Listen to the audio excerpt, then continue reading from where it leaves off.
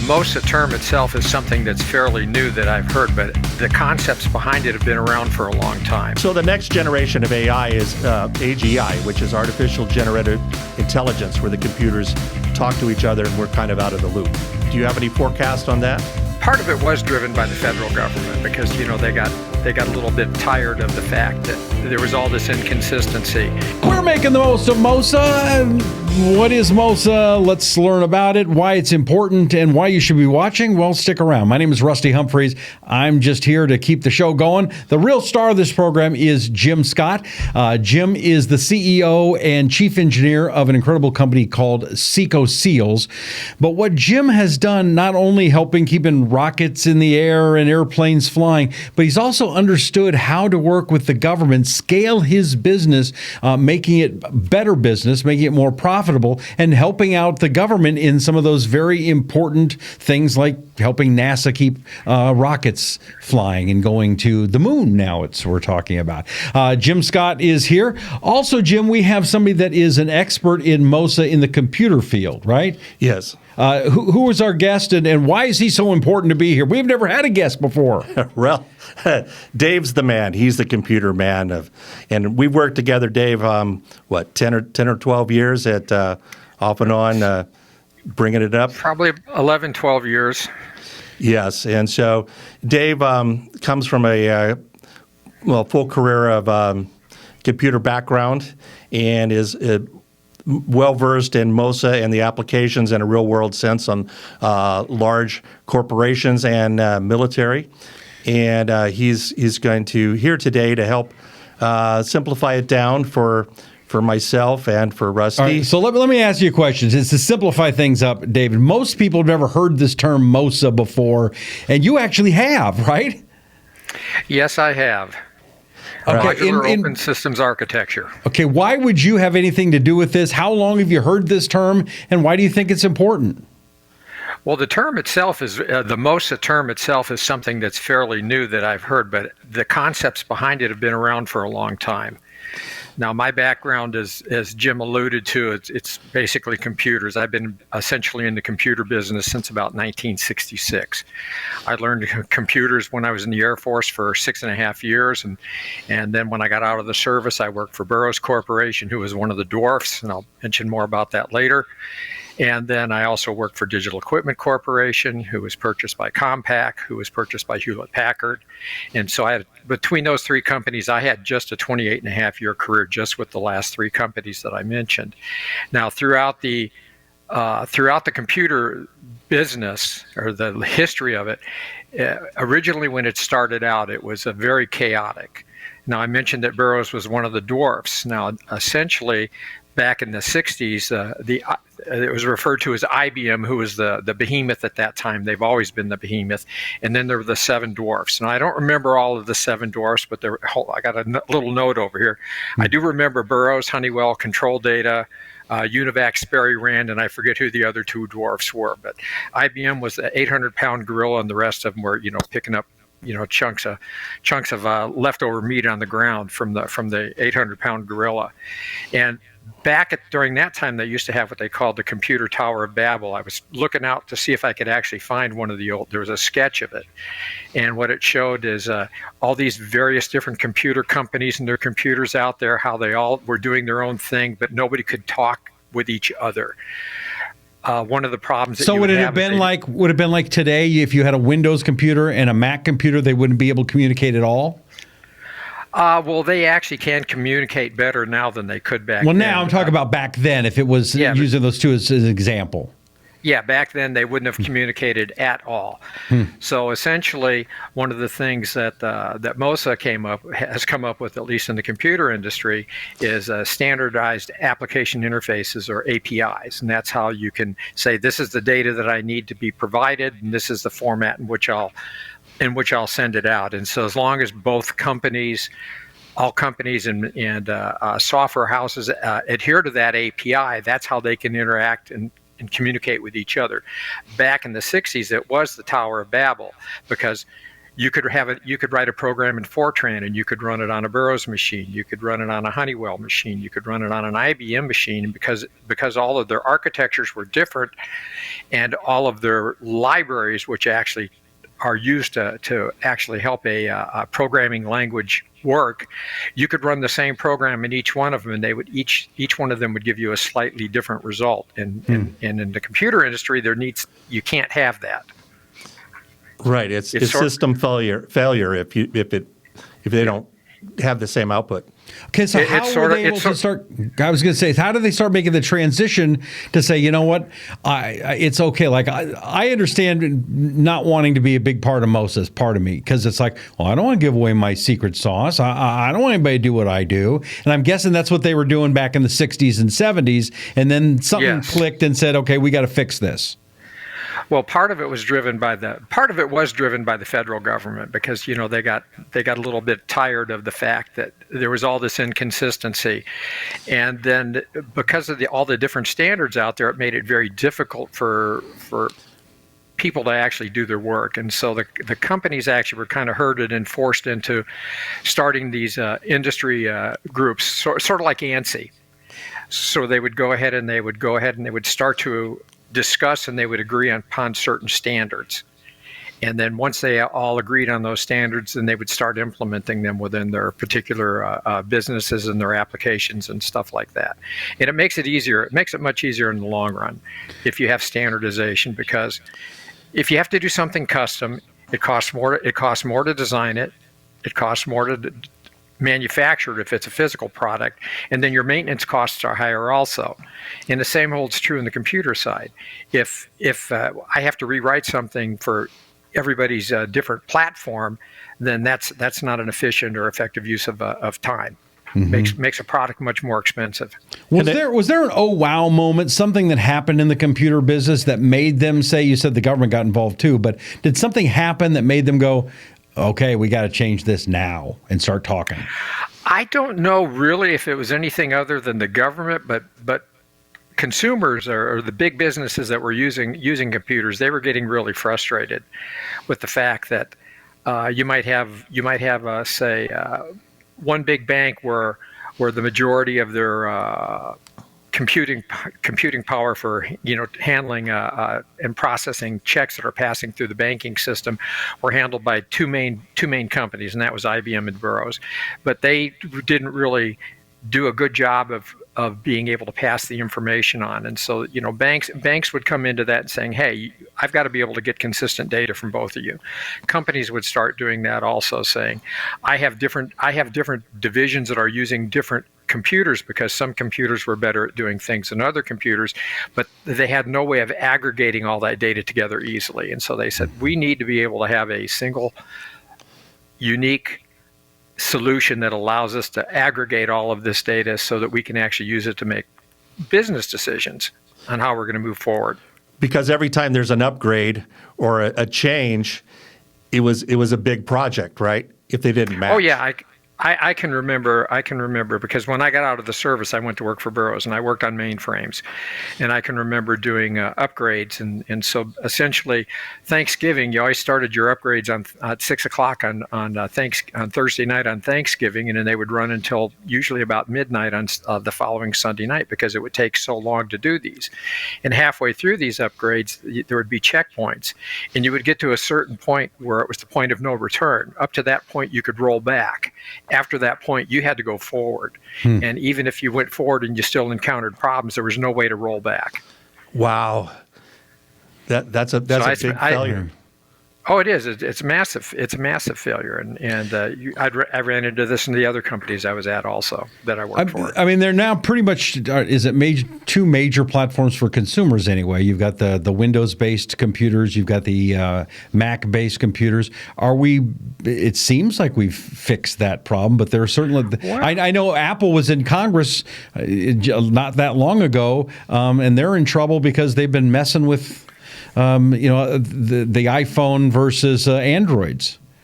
Oh yes, well, I mean, and they're also going ahead and with their app store, they're actually kind of gouging the developers and the purchasers both for every app that goes through there. Using MOSA as our guide, how would you compare Apple and Windows type computers. I mean, Apple certainly is its own source, but it's not open source, correct? Because they kind of have their own closed ecosystem. Apple is not open source, but actually, if you dig down into the app, dig down into Apple, really, it's a variant of the Unix operating system. And Unix was developed back in by AT&T back in the 60s as a means of for being able to test their equipment internally. And what AT&T did, which was really smart, is they started giving away the source code and the manuals for Unix to large universities. And what happened is because these universities would have to spend millions of dollars to get stuff from IBM or Burroughs or the other companies, they'd get it for $75. Well, they ended up graduating an entire segments of the class of computer programmers and system architects that are very familiar with Linux or Unix. And so Unix there's multiple variants of Unix. There's a split off from that called Linux, and then you also have Apple, which is another variant of Unix. So actually, if you dig down underneath it, probably Linux or Apple or Unix, I should say, and all of its subvariants is probably the second major player out in the world in addition to Windows. Well, the only reason I brought that up is it seems like, and I'm an Apple guy. You're probably more of a Windows type guy. Right. I like Apple because everything seems to work together. My iPhone works with my computer. My computer works with my this and that, and I have very little problem. Everything seems to work together. So to me, that's kind of what we're talking about with MOSA, where everything is supposed to work together. Correct or no? Well, that is correct to a certain degree, but however, to give you an example, there's still some issues. Like Microsoft has developed their Office platform, and that's Word, Excel, PowerPoint, Outlook. They have a version that runs on Windows, and they have a version that runs on Mac. Well, if you create an Excel spreadsheet in Windows and it has a lot of different macros, which are little sub programs that you can tell to do specific things, when you go to a Mac, those macros don't work over there. Oh. Or even in a Word document, if you have it take one of their standard templates like that on a Mac side and it looks really pretty, and you bring it over and you bring it up on a Windows, it looks different. So there's still some discrepancies between that. Okay. And then the other question I have is that it seems like the Windows stuff is a lot more open source, but they seem to have more problems. Or am I wrong? Well, they have had more problems, but that is actually being straightened out by Microsoft. It goes back to the initial Windows. And Windows was originally developed to run on a single PC. There was no interconnectivity. There was no dial-ups, no nothing. You had some floppy disks. You created something, and you would save it to a floppy disk, and then you would give it to somebody else. Well, one of the things that they had decided when they built the Windows is they wanted to give the person that was utilizing these programs the ability to create a lot of different specializations, i.e. macros, Visual Basic code. And so those are how viruses originally some of the viruses would get passed around, because somebody would create something on an Excel spreadsheet or on a Word document, they'd pass it to somebody else, that person would pass it on, and it would spread that way. Well, when networking first started coming out, and Windows was a big part of joining into that, they left those interfaces and the ability to create those macros. They left those in there. And so what ended up happening is you were now able to spread things much faster. Well, Microsoft has really started tightening up on that, especially with Windows 11. If you happen to remember when they went from Windows, when there was a free upgrade from Windows 7 to Windows 10, things worked. A lot of programs that were what they call legacy programs worked for a long time, and then as more and more releases and updates to Windows 10 came out, people would suddenly find out that these legacy programs were no longer working. And the reason that they were is Microsoft was slowly introducing more security into their programs and into their applications. And so these older programs that didn't adhere to the new security standards, they quit working, and that was on purpose. And that's the same way with Windows 11. There's a lot of legacy programs that will not run under Windows 11, that would still maybe run under Windows 10, would run under Windows 7, but not under Windows 11. And so they're doing a much better job of eliminating the trying to cut down on the problems with the spreading of the viruses through their interfaces. So in the future, where we have all these quantum computer and advanced cyber threats getting more security and compatibility and less loopholes for viruses is more important, right? Going forward. Yes, it definitely is, because things have progressed so quickly. When I first started out in computers, first computers I worked on had vacuum tubes. That's how old I am. And then the next generation, they basically had a logic gate, which was the size of the palm of your hand. Well, a logic gate can do one or two things. It's either on or off. Its state is either 1 or a 0. Now something the size of my thumbnail, you've got over 100 million logic gates in that. Wow. Now, and when I was in the service, when we would do maintenance on Saturdays, on the weekend on some of the equipment, just when we get done and we'd get bored, we would sit there and we would call up different relay stations around the world. And what we would do is we would have them patch us to the next relay station, so we could actually do it. And I was stationed in Washington, D.C. at Andrews Air Force Base when I did this. And what we would do is we'd get a loop to go all the way around the world. We'd go from Andrews, we'd go out to McClellan in California, then we'd jump over to Hickam in Hawaii, and then we go over to a aircraft carrier that was in the Gulf of Tonkin, and then we go over to Thailand. We'd end up going over to Islamabad, and then we'd end up going to Ramstein in Germany, and then we'd come back to the United States, and we'd sit there in our teletypes, which were 30 baud rate. That's 30 characters per second. That's how fast it was. Yeah. And we would type in, "Now is the time for all good men to come to the aid of their country, 0, 1, 2, 3, 4, 5, 6, 7, 8, 9." And we would hit a timer, and we'd sit there and we'd wait. And about 15 minutes later, it would come back and it'd print out on the teletype. Wow. I mean, to give you an idea of, the types of speed that we're talking about. And how fast would it be today? Today, well, let's put it this way. Most modern processors are running in the gigahertz range. So that's a gigahertz is that's a billion. So we're talking 30 characters per second versus a couple of billion characters per second that it can process. And back then, computers were really pretty stupid because they didn't have all the architectural stuff that we have now. I mean, now you have computers where you write a program, and some segments of that program may not actually be dependent upon any additional input from another segment. So they might run on one thread. You have computer program runs on a process, and then a process gets broken down into threads, and then each thread has its own work to do. So a lot of times you'll have a program and you'll have all this work being done in parallel. Now, if a thread needs input from another thread, what it does is it just sits there and it does what a computer does best at that time. It twiddles its thumbs. It's in what we call a wait loop. It's waiting for the input. It's waiting for data so it can continue processing. And so computers are really fast. We're going to see things. I mean, I've seen the progression from, like I said, 30 baud. By the time I move on to the next plane, so to speak, I think things are going to be much faster than what we even see now. Yeah, I was going to ask you about that. But first of all, there is some good news about the people that write viruses.